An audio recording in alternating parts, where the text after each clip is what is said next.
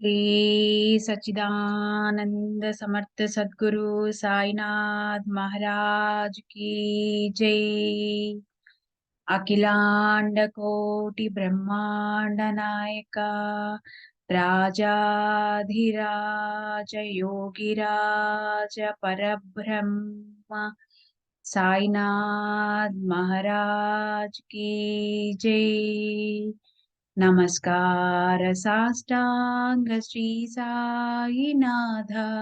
नमस्कार साष्टांग श्री साईनाथ। नमस्कार साष्टांग श्री साईनाथ।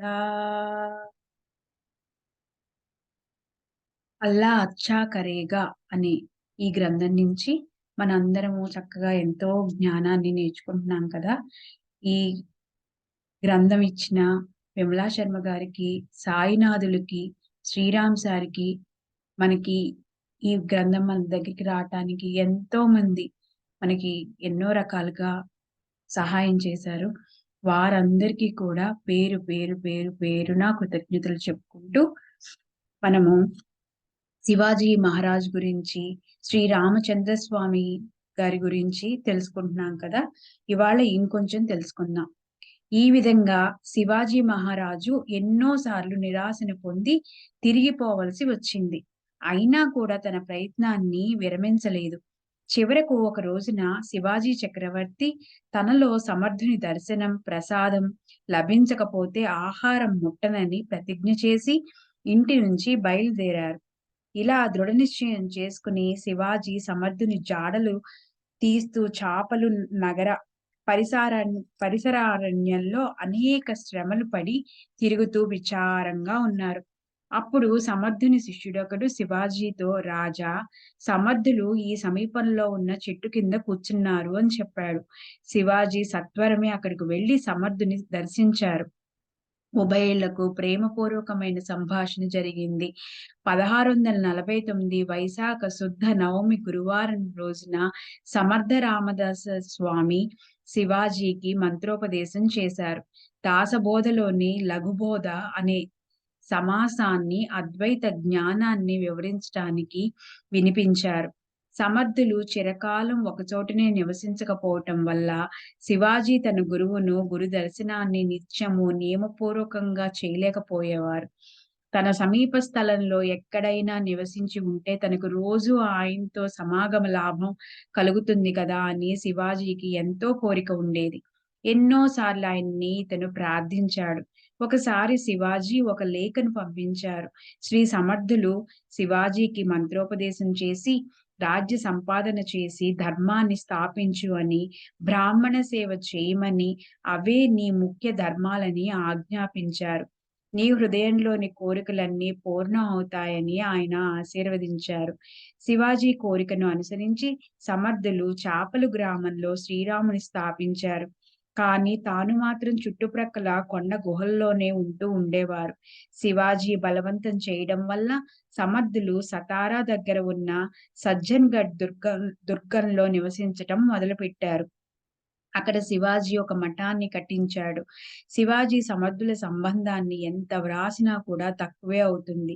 ఒక రోజున సమర్థులు మహులీ సంఘంలో స్నాన సంధ్యలను పూర్తి చేసుకుని భిక్ష అడుగుతూ సతారాలోని శివాజీ భవనంలోకి వెళ్లారు. జయ జయ రఘువీర సమర్థ అని గర్జించి భిక్ష అడిగారు. సమర్థుని వాక్కు వినగానే శివాజీ హృదయం గాద్గదికమయ్యింది. సత్ సత్పాత్రుడగు సద్గురుని జోలెయందు ఏమి భిక్ష వెయ్యాలా అని శివాజీ ఆలోచించి వెంటనే ఒక కాగితం మీద శ్రీ సమర్థుని చరణ కమలాల్లో నా రాజ్యాన్ని సమర్పిస్తున్నాను అని వ్రాసి ఆ లేఖకు తన ముద్ర వేసి సంతకము చేసి బయటకు వచ్చి ఆ కాగితాన్ని సమర్థుని జోలిలో వేసి సాష్టాంగ దండాన్ని అర్పించారు. ఈ ఉదంతాన్ని విని సమర్థులు ఇట్లా ప్రశ్నించారు. ఏమిటి శివబా, ఎలాంటి భిక్ష ఇచ్చావు? పిడికెడు బియ్యం నా జోలిలో వేస్తే సరిపోయేది కదా. ఈ రోజు కాగితం ముక్కని సమర్పించి నాకు ఆతిథ్యం ఇస్తావా ఏమిటి? ఇలా అని సమర్థులు జోలి నుండి కాగితాన్ని తీసి చదవగా శివాజీ రాజ్యాన్నంతా తనకు సమర్పించిన విషయం బయటపడింది. అప్పుడు సమర్థులు శివాజీని చూసి, "ఏంటి శివబా! రాజ్యాన్ని నాకిచ్చివేశావు కదా! ఇంక నువ్వు ఏం చేస్తావు?" అని ప్రశ్నించారు. శివాజీ చేతులు జోడించి, "స్వామి, మీ చరణ సేవిస్తూ కాలాన్ని గడుపుతాను" అన్నాడు. ఆ మాటలు విని సమర్థులు నవ్వి ఇట్లా అన్నారు, బాబా, ఎవరి పని వారే చేయటం మంచిది. బ్రాహ్మణులు జపతపాలు చేస్తూ జ్ఞాన సముపార్జన చేయాలి. క్షత్రియులు క్షాత్ర ధర్మపాలనము చేయాలి. ఈ రకంగా తమ తమ కర్మలను యథోచిత రీతిగా చేయటంలో జన్మ సార్థకమవుతుంది. పూర్వకాలంలో రామచంద్రులు తన గురువైన వశిష్ఠునికి అర్ధరాజ్యాన్నిచ్చాడు. ఆ సమయంలో వశిష్ఠుడు శ్రీరామునికి యోగా యోగ వాసిష్ఠ రూపముగా నీతి, న్యాయ ధర్మాలను ఉపదేశించి రాజ్యాన్ని అతనికి మళ్ళా ఇచ్చివేశాడు. జనక మహారాజు కూడా యాజ్ఞవల్కునికి తన రాజ్యాన్ని తిరిగి ఇచ్చాడు. శివబా, విరాగులమైన మాలాంటి వాళ్లకు రాజ్యంతో ఏమి అవసరం? ఎప్పుడైనా మీరు అంగీకరిస్తే దాన్ని నిర్వహించటానికి ఒక మంత్రి కావాలి కదా! ఆ మంత్రి నువ్వే అనుకో. రాజ్యం నాదిగా భావించి దాన్ని పరిపాలించు. ఈ ఉపదేశాన్ని వినగానే శివాజీ అంతఃకరణం గద్గదికమయింది. ఇక రాజ్యాన్ని తిరిగి తీసుకోవటానికి మాత్రమే కానీ మరో ఉపాయం లేదని తెలుసుకొని శివాజీ సమర్థుణ్ణి ఇలా ప్రార్థించాడు, దయతో ఇప్పుడు మీ పాదుకలను నాకు ఇవ్వండి. వాటినే సింహాసనం మీద ఉంచి నేను ఈ ప్రధానిలాగా నా రాజ్య కార్యాలను నెరవేరుస్తాను. సమర్థులు ఈ ప్రార్థనను అంగీకరించారు.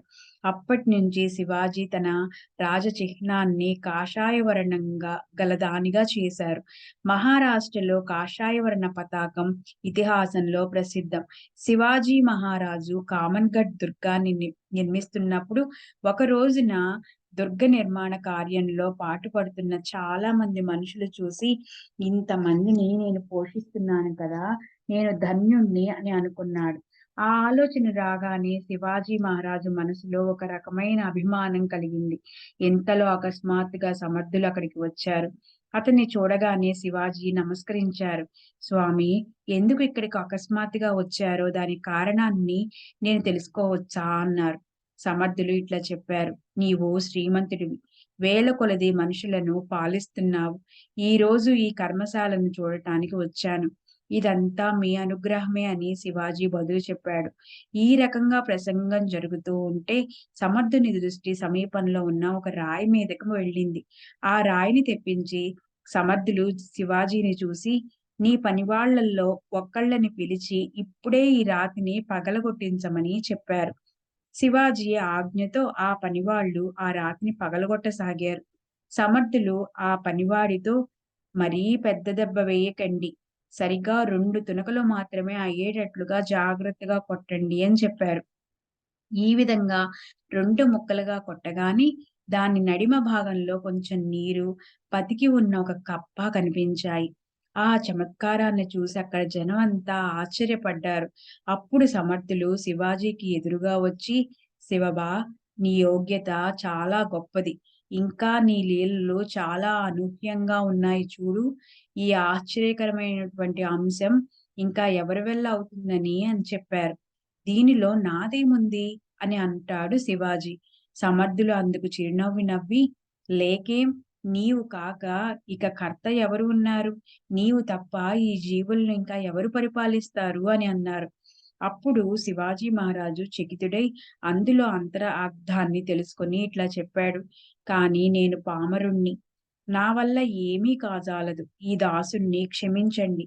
సమర్థుడు శివాజీని చూపి, "ఓ సోదరా, క్షమించడానికే సమయానికి ఇక్కడికి వచ్చాను. నీవు శ్రీరాముడి ప్రభుత్వంలో ఒక పెద్ద సేవకుడివి. నీ చేతి నుంచి ఆ ప్రభువు ఇతరులకు ఇస్తూ ఉన్నాడు. ఇంత మాత్రానికే నీవు ఈ రకంగా ఎప్పుడూ అభిమానాన్ని పెట్టుకోవద్దు." ఇది విని శివాజీ మహారాజు మిక్కిలి పశ్చాత్తాపం పొందాడు.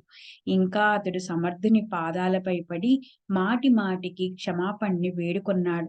సమర్థుడు ఒక రోజున సజ్జన్‌గఢ్‌లో కూర్చుని శిష్యులు వేసే ప్రశ్నలకు సమాధానాలిస్తున్నారు. ఇంతలో అతని శరీరంపై ఒక కుదుము ఉన్నట్లు గోచరించింది. సమర్థుడు అది చూసి తన తల్లి నా కోసం దేవికి బంగారు పూలు సమర్పిస్తానని మొక్కుకోవటం, ఆ సంకల్పం నెరవేరలేదన్న విషయాన్ని జ్ఞాపకానికి తెచ్చుకున్నారు. ఆయన శివాజీతో స్థాపించబడిన ప్రతాప్‌గఢ్‌లో ఉన్న దేవీ సన్నిధికి సమర్థులు వెళ్లి తన తల్లి మొక్కుకున్న స్వర్ణ పుష్పాన్ని సమర్పించారు. అప్పుడు దేవిని గూర్చి సమర్థుడు స్తుతి చేశారు. సమర్థ రామదాస స్వామికి వేల కొలది స్త్రీ, పురుష శిష్యులుండేవారు. శ్రీ సమర్థ రామదాస స్వామి తన అవతార కార్యాన్ని సమాప్తి చేసే ముందుగా తను అనుకున్నటువంటి కార్యాల సిద్ధి విషయంలో తన గ్రంథాంతంలోనే వ్రాసుకున్నారు. శ్రీ సమర్థ రామదాస స్వామి గ్రంథం వలనే అతని చరిత్రలో ఎన్నో విషయాలు తెలుస్తున్నాయి. ఎందుకంటే అతడు ఎప్పుడైనా ఏవైనా బోధ కావించే విషయాన్ని వివరించే సందర్భంలో మాటి మాటికి ఇది స్వానుభవమైన అంశమని చెబుతూ ఉండేవారు. శ్రీ సమర్థ రామదాస స్వామి దాసబోధ అని పేరు దీనికి పెట్టడంలో అర్థం. దాసు అంటే రాముడి సేవకుడు. బోధ అంటే ఉపదేశం. అర్థం స్పష్టంగానే ఉన్నది. శ్రీ సమర్థ రామదాస స్వామి రచించిన మొత్తం గ్రంథాల్లో దాసబోధే గొప్ప గ్రంథం. దీనిలో 20 దశకాలు, ప్రతి దశకానికి 10 సమాసాలు అంటే అధ్యాయాలు ఉన్నాయి. మొత్తం గ్రంథంలో 200 సమాసాలు ఉన్నాయి. పద్యాల సంఖ్య 77,046. అయితే శ్రీ సాయి తన భక్తులకి అన్నిటికంటే అత్యుత్తమమైన సాధనగా పారాయణాన్ని విధించారు. అందులో ఒకటి దాసబోధ. దాన్ని ఆయన చదివి వినిపించుకునేవారు కూడా. తన భక్తుల చేత సత్సంగాల్లో చదివించేవారు. ఒక ఉత్తమ శిష్యుడిగా, సాధకుడిగా రూపొందాలంటే తన గురువు చేసిన దాన్ని తూచా తప్పకుండా పాటించడం చాలా ముఖ్యం. అంటే అసలు ఈ పారాయణ చేయడం కేవలం చదవడం కోసమేనా? చదవడం వరకే పరిమితం చేయాలా అనుకుంటే దానికి కూడా వారు స్వయంగా ఎన్నో సార్లు సందర్భావసాన తన భక్తులతో చెప్పారు. ఇది కేవలం చదవడం మాత్రమే సరిపోదు. దీన్ని చక్కగా అవగాహన చేసుకుని జీవితంలో అనుసంధానం చేసుకోవటం అనేది చాలా ముఖ్యము అని. దాసబోధలో ఉన్నటువంటి అంశాలను మనం చూస్తూ ఉంటే, చదువుతూ ఉంటే, అర్థం చేసుకుంటూ ఉంటే దాని లోపలికి వెళ్ళటానికి ప్రయత్నం చేస్తూ ఉంటే, మనం చేయవలసినవి, ఆచరించవలసినవి, మన జీవిత విధానాన్ని సంస్కరించుకోవలసినది ఎంతో ఉన్నదని బోధపడుతుంది. అంటే నిజంగా ఒక గురువు తన శిష్యుడి నుంచి ఏమి ఆశిస్తాడో, దాన్ని శిష్యుడు గురువుకు సమర్పించినప్పుడే గదా అతని జీవితం సార్థకమయ్యేది. అలాగే జీవితాన్ని సార్థకం చేసుకోవాలంటే, అందులో ఉన్నటువంటి అంశాన్ని చక్కగా అవగాహన చేసుకొని, దాన్ని ఆచరణలో పెట్టినప్పుడే సాధ్యమవుతుంది. అయితే ఇది ప్రాథమిక దిశలో శిష్యుడికి కొంచెం కష్టమనిపించినప్పటికీను, క్రమేపీ అభ్యాసం వల్ల అది అతనికి కరతలామలకం అయిపోతుంది. అందుకే ఒక సత్శిష్యుడిగా రూపొందాలంటే సద్గురువు విధించినటువంటి సాధనలను పాటించడం తప్ప మరో మార్గం లేదు. దాసబోధలో శిష్యుని లక్షణాలు చక్కగా చర్చించబడ్డాయి. అవేమిటో ఇప్పుడు చూద్దాం. 5వ దశకం, 3వ సమాసం శిష్యుని లక్షణాలు. సత్శిష్యుని లక్షణాలను ఇప్పుడు చెప్పబోతున్నారు. శ్రోతలు సావధానంతో వినగోరుతున్నారని మనస్ఫూర్తిగా కోరుకుంటున్నాను. మొదటిది, సద్గురువు లేనిది సత్శిష్యునికి ఉపయోగం ఎంత మాత్రం లేదు. అంతేకాక సత్శిష్యుడు కాకపోతే సద్భక్తుడి పరిశ్రమ అంతా వ్యర్థమైపోతుంది. రెండవది, సారవంతం, ఉత్తమము అయ్యే భూమిని వెదికి అందు చితికిపోయిన విత్తనాలను నాటినా, లేక చవిటి పర్రలో ఉత్తమ బీజాలను పెట్టినా ఇటువంటి స్థితి కలుగుతుందో అటువంటి స్థితి సత్శిష్యునికి అసదుర్ అసద్గురుని వద్ద అసత్శిష్యునికు సద్గురుని వద్ద కలుగుతుంది.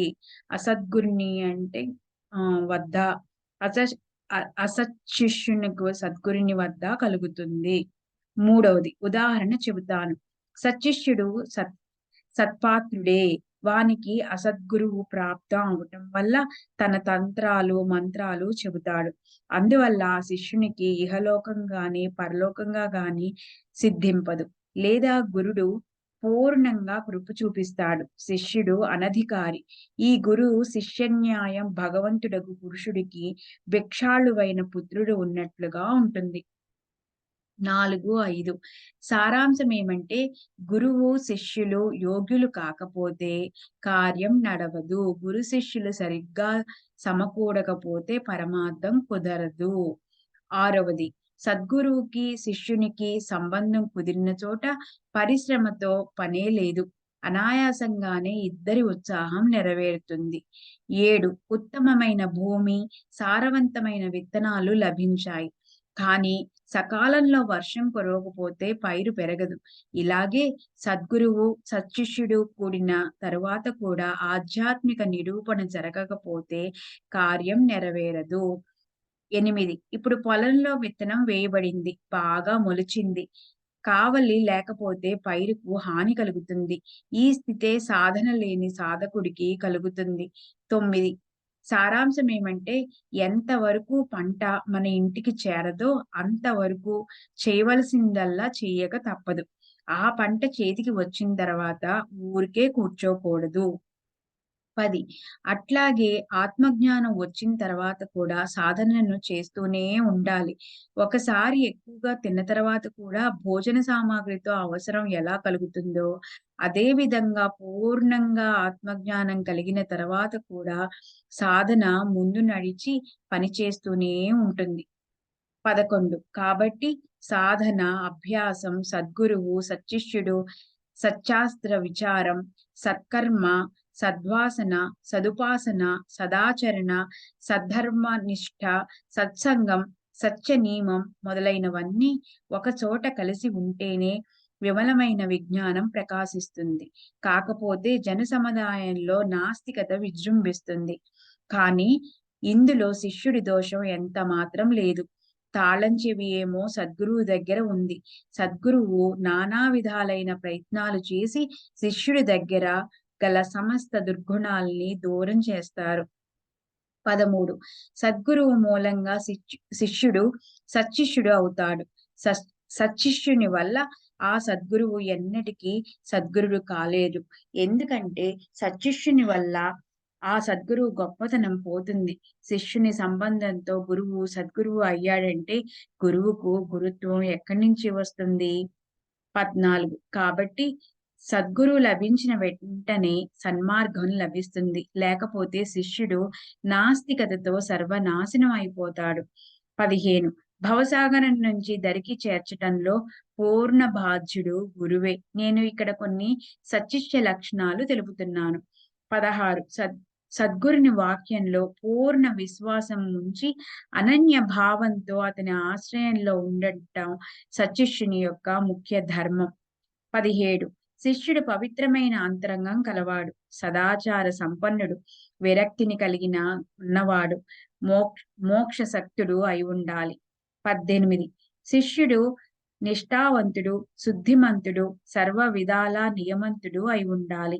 19 విశేష ప్రయత్నశీలుడు, పరమదక్షుడు, అలక్ష్య పదార్థాలలో లక్ష్యముంచేవాడు. 20 అతి ధైర్యశాలి, అతి ఉదారుడు, పరమార్థ తత్పరుడు. 21 పరోపకారి, మత్సరం లేనివాడు, అర్థాన్ని అవగాహన చేసుకున్నవాడుగా ఉండాలి. 22 అంతేగాక పరమ శుద్ధాత్ముడుగా, పరమ సావధానుడుగా, అంతులేని ఉత్తమ గుణాలు కలిగి ఉండాలి. 23 ప్రజ్ఞావంతుడు, ప్రేమ స్వభావుడు, మర్యాదవంతుడు, నీతిమంతుడు.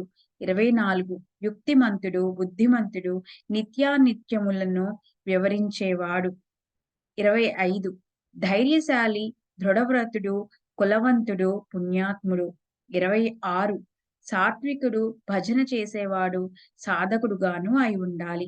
27 ఇంకా శిష్యుడు విశ్వాసవంతుడు, దేహ క్లేశాలను సహించినంతటి సహనశీలుడు, పరమార్థాన్ని ఉన్నతికి తీసుకురాగలిగిన వాడు, సమస్త ధర్మాలు తెలిసినవాడు. 28 అన్ని విధాల సత్ప్రాప్తుడు, స్వతంత్రుడు, సర్వజన ప్రియుడు. 29 సద్విద్యావంతుడు, సద్భావవంతుడు, శుద్ధార్థ కరణుడుగాను ఉండాలి. 30 శిష్యుడు అవివేకికి కాకూడదు. పుట్టిన దగ్గర నుంచి సుఖాలను అనుభవించేవాడుగా ఉండకూడదు. అతడు సంసార దుఃఖంచే సంతప్త దేహం కలవాడుగా ఉండాలి. 31 ఎందుకంటే సంసార దుఃఖంలో పరితప్తుడై త్రివిధ తాపాలలో కృశించిన వాడైతే అన్ని రకాల పరమార్థాన్ని పొందటానికి తగిన అధికారి అయి ఉంటాడు. 32 సంసార దుఃఖం వల్ల మానవుడికి వైరాగ్యం ఉదయిస్తుంది. విశేషంగా దుఃఖాలను అనుభవించిన వాడి హృదయంలో పరమార్థం దృఢంగా పాదుకుంటుంది. 33 సంసారంలో దుఃఖాలను అనుభవించిన వాడికి పరమార్థంలో విశ్వాసం కలుగుతుంది. ఇంతేకాక అతను విశ్వాస బలంతో దృఢ హృదయం కలవాడై సద్గురుని శరణాన్ని పొందుతారు. 34 అవిశ్వాసంతో సద్గురుని శరణాన్ని విడిచిన వారు ఈ సంసార సాగరంలో పడి మునిగిపోయారు. వారిని సుఖదుఃఖ రూపాలైన జలాచరాలు మధ్యలోనే నమిలి మింగివేశాయి. 35 కాబట్టి సద్గురుని వచనాలపై దృఢమైన విశ్వాస భావం కలవాడే సచ్చిష్యుడు. అతడే అందరికంటే ముందుగా మోక్షాన్ని పొందటానికి అధికారి. 36 సద్గురుని వచనాలను ఆలకించి సంతుష్టుడైన మానవుడు సాయుజ్య ముక్తిని పొందుతాడు. అతడు సంసారం దుఃఖం వల్ల ఎన్నడూ పరితపించడు. 37 సద్గురుని కంటే దేవతలను ఎక్కువగా భావించేవాడు అభాగ్యుడు. వాడు వైభవము, సామర్థ్యములకు మురిసి శాశ్వత సుఖాల నుండి వంచించబడతాడు. 38 సద్గురుడు సత్స్వరూపుడు. హరిహరాది దేవతలు కల్పాంతంలో నాశనమైపోయేవారు. మోసానికి లోనై గురువు కంటే గొప్పవారిని తలచే ఆ దేవతల సామర్థ్యం ఇక ఎక్కడ ఉండగలదు? 39 కాబట్టి సద్గురుని సామర్థ్యానికి సాటి లేదు. అతని ముందు బ్రహ్మ, విష్ణు, మహేశ్వరాదులు ఒక లెక్కలోని వారు కూడా కారు. కానీ అల్పబుద్ధులైన మానవులకి ఈ రహస్యం తెలియదు. 40 సద్గురుమూర్తిని సామాన్య గురువుతోనూ దేవతతోనూ సమానంగా తలచే శిష్యులు దురాచారి. వాని అంతఃకరణంలో భ్రాంతి స్థిరంగా నిలబడి ఉంది. వాడికి సిద్ధాంతాలు తెలియవు. 41 మనుష్యుల మూలంగానే శిలలకు దేవతాభావన కలిగింది. మంత్రాల వల్ల ఈ శిలలకు దైవత్వం ఏర్పడింది. సద్గురుని యందు అటువంటి మహత్వాన్ని ఎవరు కల్పించలేరు. ఈశ్వరుడు సైతం కల్పించలేడు. 42 కాబట్టి సద్గురుడు ప్రభావంలోనూ పూర్ణ రూపంలోనూ దేవతల కంటే కోటి రెట్లు గొప్పవాడు. సద్గురుని వర్ణించటంలో వేద శాస్త్రాలలో కూడా వివాదం చెలరేగింది. 43 సద్గురు పదం ముందు ఇతరులెవ్వరికీ మహత్వం లభించదు. గురుని ముందు దేవతా సామర్థ్యం ఒక లెక్కలోకి రాదు. అది మాయా జనితం. 44 సద్గురుని అనుగ్రహం పొందిన శిష్యుని వద్ద దేవతల సామర్థ్యం ఒక లెక్కలోనికి రాదు. సద్గురుడు తన జ్ఞాన బలంచే ఎంతటి వైభవాన్నైనా గడ్డి పరగతో సమానంగా భావిస్తాడు. 45 సద్గురుని అనుగ్రహం వల్ల అపరోక్ష జ్ఞానం కలుగుతుంది. తర్వాత మాయా సహితంగా ఈ బ్రహ్మాండం తుచ్చంగా కనిపిస్తుంది. 46 సద్గురుని వచనాలలో దృఢభావం ఉండటం వల్ల సచ్చిష్యుడు స్వయంగా దేవాది దేవుడు అవుతున్నాడు. 47 సచ్చిష్యుల అంతఃకరణ మొట్టమొదట సంసార దుఃఖం వల్ల పశ్చాత్తాపం చేత దగ్ధమయ్యి శుద్ధి అవుతుంది. కాబట్టి వారు ఇంకా సద్గురుని ఉపదేశామృతాన్ని తనివి తీరా ఆస్వాదించి అక్షయ శాంతిని పొందగలుగుతారు. 48 సద్గురువు చూపిన మార్గాన్ని అనుసరించి నడిచేటప్పుడు సమస్త బ్రహ్మాండం ఎదురు తిరిగినా కూడా శిష్యుడికి గురువు పట్ల ఏ మాత్రమూ వ్యతిరేకం కాదు. 49 సచ్చిష్యుని సద్గురుని శరణ్యాన్ని ఎప్పుడూ విడవడు. అంతేకాక సదాచరుడై ఈశ్వర దృష్టిలో పవిత్రుడుగా ఉంటాడు. 50 హృదయంలో పైన చెప్పబడిన సద్గురువుపై సద్భావం కలవారి ముక్తికి భాగస్వాములు. ఇతర మాయా వేషధారులైన వంచకులను అసచ్చిష్యులుగా భావించాలి. 51 విషయాలలో సౌఖ్యం ఉందని తలచేవారు, పరమార్థం కేవలం లోకచారానికేనని తలచే శిష్యులు, చదువుకున్న మూర్ఖులు, అటువంటి వారు క్రమంగా ఒకరిని చూసి ఒకరు సద్గురునికి శరణ్యానికి వెళతారు. 52 విషయేచ్ఛ తొందర చేయటం ప్రారంభించగానే వాటికి దాటికి నిలవలేక దుర్బలమైన హృదయమైన శిష్యులు గృహస్థాశ్రమంలోనికి వెళతారు. అంతటితో వారు గడించిన పరమార్థం ఫలం మలినమైపోతుంది. 53 అంతటితో ఆగక పరమార్థాన్ని వ్యాజంగా తీసుకొని ప్రపంచాన్ని ప్రేమిస్తారు. కుటుంబ భారాన్ని మోయలేక చివరకు సర్వ విధాలా నాశనమైపోతారు. 54 వారు ప్రపంచంలో ఆనందం ఉందని మనసారా నమ్మి పైకి మాత్రం పరమార్థంపై కుతూహలాన్ని చూపుతారు. అంతేకాక భ్రాంతులు, మూఢులు, మందమతులు అయి అనేక రకాలైన కామ వాంఛలతో లబ్ధులవుతారు. 55 పందిని సుగంధలేపనంతో పూజించినా, గేదెకు చందనం అద్దినా వ్యర్థమైనట్లుగా విషయ వాంఛలోలులైన పురుషులకు బ్రహ్మజ్ఞానం గాని, వివేకం గాని బోధించటం వ్యర్థ ప్రయత్నం. 56 బూడిదలో పొర్లాడిన గాడిదకు పరిమళ సుగంధ ద్రవ్యాల విలువ, చీకట్లో సంచరించే గ్రుడ్లగూబకు హంసతో సమాన గౌరవం. ఎలాంటి విషయసుఖాలపై పరుగులెత్తే వారికి భగవద్భక్తి, సత్సంగత్యం అలాంటివి. ఇటువంటి వారు కూడా తప్పకుండా అధోగతిని పొందుతారు. 57 కుక్కకు ఎముక చిక్కితేనే పండ్లు బయటకు తీసి కొరుకుతున్నట్లు విషయలోలురైన పురుషులు విషయ భోగాలలో నిమగ్నులై ఉంటారు. 58 ఈ విధంగా ఎముకలు కొరుకుతున్న కుక్కకు ఉత్తమ భోజనం పెట్టినా, కోతిని అందమైన సింహాసనం మీద ఎక్కించినా ఏ స్థితి కలుగుతుందో ఆ స్థితే విషయాసక్తుడైన పురుషునకు జ్ఞానోపదేశం చేయటం వల్ల తటస్థిస్తుంది. 59 గాడిదలను పెంచి పెంచి జీవిత కాలంలో గడుపుతున్న చాకలి పండిత బృందంతో చేరటానికి అనర్హుడైనట్లుగా విషయ వాంఛల అభివృద్ధి చేసుకున్న పురుషుడు పరమార్థాన్ని స్మరించటానికి కూడా తగడు. 60 బొల్లి గ్రద్ద రాజహంసల మధ్య చేరి నేను రాజహంసను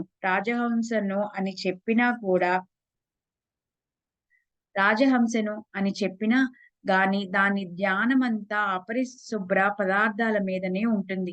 అలాగే విషయాసక్త పురుషుడు సజ్జనుల మధ్య ఉండి తాను సజ్జనుడని పిలిపించుకున్నా అతని తన హృదయాన్ని మాత్రం విషయ రూపాలైన మాలిన్యాల మీదనే ఉంచుతాడు. 61, 62 తన చంకలో స్త్రీని ఉంచుకుని మనుషుణ్ణి మహాత్ముల వద్దకు వెళ్లి నన్ను సన్యాసిగా చేయమని పలకటం ఎట్లా ఉంటుందో, విషయాలలో చిక్కి ఉన్న పురుషుడు జ్ఞాన వాక్యాలను వల్లించడం అట్లా ఉంటుంది. 63 ఈ విధంగా అన్నీ తెలిసిన మూర్ఖులు అద్వైత సుఖాన్ని ఏమి తెలుసుకోగలరు? 64 వేశ్య సేవ చేసేవాడు ఉపదేశానికి తగనట్లుగా విషయ సేవకుడైన పురుషుడు భక్త శ్రేష్ఠుడని అనిపించుకోలేడు. 65 కాబట్టి విషయలోలులైన పురుషులకు జ్ఞానం కలగదు. వారు వాచాలురై కేవలం ఉపన్యాసాలకే అలవాటు పడతారు. 66 ఇటువంటి శిష్యులను నష్టాత్ములుగా, పరమ నీచులుగా, హీనులుగా, అవివేకులుగా, దుష్టులుగా, దుర్మార్గులుగా అనుకోవాలి.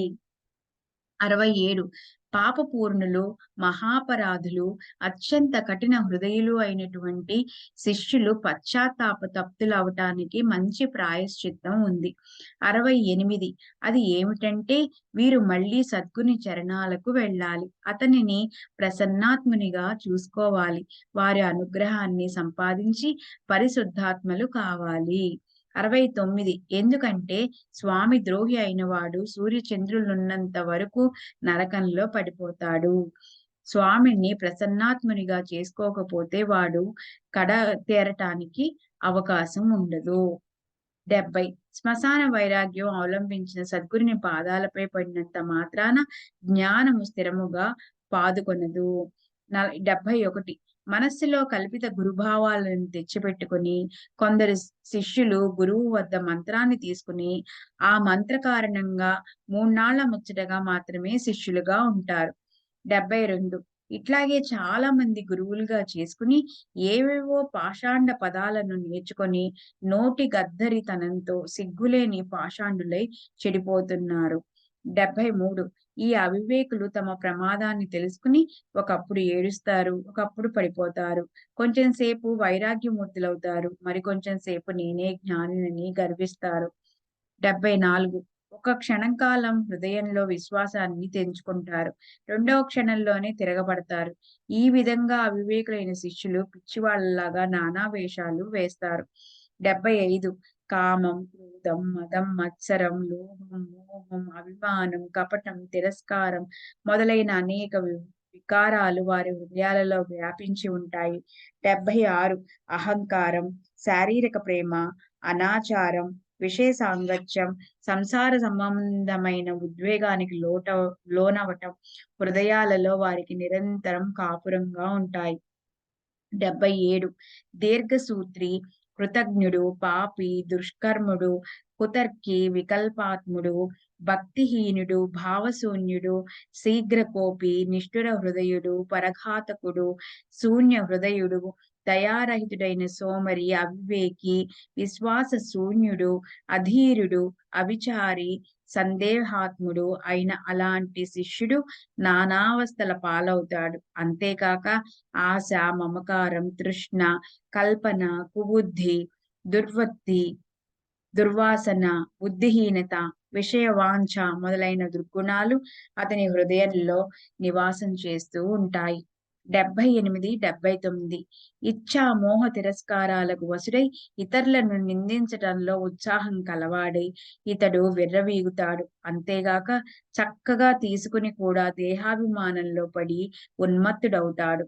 80 అతడు ఆకలి దప్పికలను ఆపలేడు. నిద్రకు కొంచెం కూడా ఆగలేడు. కుటుంబ చింత ఎప్పుడూ విడువడు. భ్రాంతిలో మునిగి ఉంటాడు.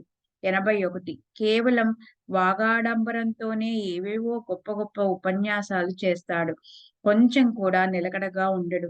పశ్చాత్తాపం, ధైర్యం, సాహసం మొదలైన మార్గాలను అనుసరించడం. 82 భక్తి, విరక్తి, శాంతం వారి వద్ద కొంచెం కూడా ఉండదు. సద్వృత్తి, లీనత, దమనములు ఉండవు. కృపా, దయా, తృప్తి, సుబుద్ధి బొత్తిగా ఉండవు. 83 శరీరాన్ని క్లేశముల పాలు చేయలేడు. ధర్మ విషయంలో పరమలోభి, సదా చరణాన్ని గ్రహించడు. అంతేకాక కఠోర హృదయం కలవాడు. 84 సంసారిక జనులతో అతడు సరళంగా మెలగగలడు. సజ్జనులను ద్వేషిస్తాడు. రాత్రింబవళ్ళు ఇతరుల హీనస్థితికి ఆనందిస్తాడు. 85 నిరంతరం గొప్పలు చేస్తుంటాడు. మాయమాటలు చెప్పి ఇతరులను కష్టాల పాల్చేస్తాడు. క్రియా విచారాదుల దేనిలోనూ సత్యాన్ని పాటించడు. 86 అవగుణమైన ఇటువంటి నీచుడు ఇతరులను తత్పర బుద్ధితో పీడిస్తూ ఉంటాడు.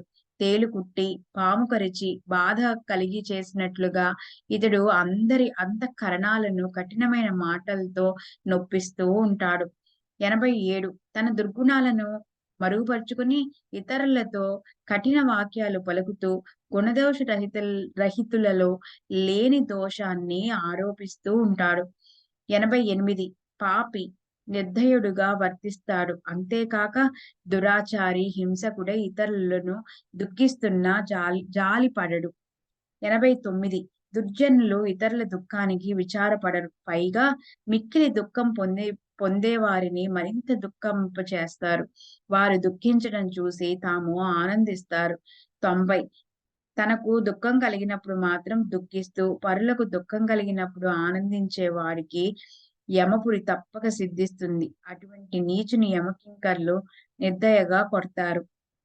91 పూర్వ పాపాల వల్ల సద్బుద్ధి కొంచెం కూడా లేని అట్టి మందాంధులకు భగవంతుడు ఎలా లభిస్తాడు? 92 ఇటువంటి దుష్టులకు వార్ధక్యంలో అవయవాలు శిథిలాలై పడిపోయినప్పుడు, కుటుంబంలోని వారు విడిచివేసినప్పుడు కొంచెం జ్ఞానం కలుగుతుంది. 39 పైన చెప్పిన దుర్గుణములు లేనివారు శ్రేష్ఠులైన సచ్చిష్యులు. వారు తమ దృఢభక్తి వల్ల స్వానంద సౌఖ్యాన్ని అనుభవిస్తారు. 94 వికల్పులు, కులాభిమానులు అయిన జనులు ప్రపంచ కారణంగా దుఃఖాల పాలవుతారు. దుఃఖం దేని వల్ల కలిగిందో దాన్నే మళ్ళా ఆశ్రయిస్తే దుఃఖం కలిగి తీరుతుంది. 95, 96 సంసార సాంగత్యం వలన సౌఖ్యం ఎవరికీ కలుగుదని తెలుసుకొని ఉండి కూడా తమకు సత్యహితం చేసుకుని వారు చివరకు దుఃఖంలో పడిపోతారు. 97 సంసారంలో సౌఖ్యం ఉన్నదని తలిచే ప్రాణులు మూఢులు. ఇటువంటి చదివిన మూర్ఖులు సర్వము తెలుసుకుని ఉండి కూడా గ్రుడ్డివారు అవుతున్నారు. 98 గృహస్థాశ్రమాన్ని సుఖంగా జరుపుకోవచ్చు. పరమార్థాన్ని కూడా దానితో పాటు కొంచెం వృద్ధి చేసుకోవాలి. పరమార్థాన్ని పూర్తిగా ముంచివేయటం యుక్తం గాదు. దాసబోధ నిండి సాధకులకు ఇలాంటి హితోక్తులు, ధర్మాలే ఉన్నాయి. సద్గురు సాయినాథుని అనుగ్రహాన్ని పొందటానికి అర్హతను సంపాదించి పెట్టగల ఈ దాసబోధ మనకు శిరోధార్యం. ఇలా మనకి ఎన్నో సూత్రాలని, లక్షణాలని శిష్యుడు ఎలా ఉంటాడో, ఎలా ఉండాలి అనేది మనకి ఇన్ని లక్షణాలని మనకి విమలా శర్మ గారు అందించారు. ఈ చాప్టర్ ఇంతటితో అయిపోయింది.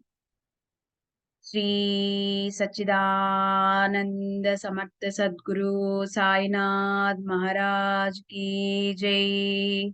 అఖిలాండ కోటి బ్రహ్మాండ నాయక రాజాదిరాజ యోగిరాజ పరబ్రహ్మ సాయినాథ్ మహారాజ్ की जय। నమస్కార సాష్టాంగ శ్రీ సాయినాథ నమస్కార సాష్టాంగ శ్రీ సాయినాథ నమస్కార సాష్టాంగ శ్రీ సాయినాథ। శ్రీ సాయినాథార్పణమస్తు। శుభం భవతు। సర్వే జనా సుఖినో భవంతు। లోకా సమస్తా సుఖినో